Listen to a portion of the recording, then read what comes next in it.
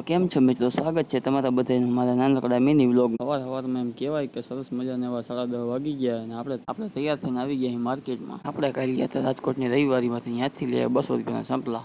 એ રવિવારીનો માલ પહેરીને આપણે આવી ગયા પહેલા પોઈન્ટ અને આપણે પાછું અહીંથી જવાનું. આ ગાડીનું સ્ટેરિંગ મેળવીને તો મને હવે એવું લાગે કે કંપની વાળાને કેવું છે કે આમ પાવર સ્ટેરિંગ નાખતા જાય. પછી એવું વિચારીને મેં મારે તો હબાવનો ફૂલ ટન મોહનભાઈ વડાભાઈ સીધા પહોંચી ગયા આપણે ગોંડલ ને. હવે આપણે અહીંયા ગોતવાનું પાર્કિંગ 2x4 નો ખાતો જઈને મેં તો ગાડી અહીંયા ભરાવી દીધી, પણ પાછી રિવેસ કાઢીને મૂકી પડી ગાડી આમ પસવાડે. પછી સીધી પકડી 11 નંબરની બસ ને પહોંચી ગયા દોસ્તાની દુકાને નાસ્તો. અહીંયા આવીને લઈ લીધા 1 પ્લેટ પૌવા. આજે આપણે દુકાન આવવામાં થઈ ગયું હતું મોડું ને રસ્તામાં તડકો તો ભૂકા કાઢી નાખ. આપણે અહીંથી ચાવી લઈને જવાનું આપણે ઓલી દુકાને.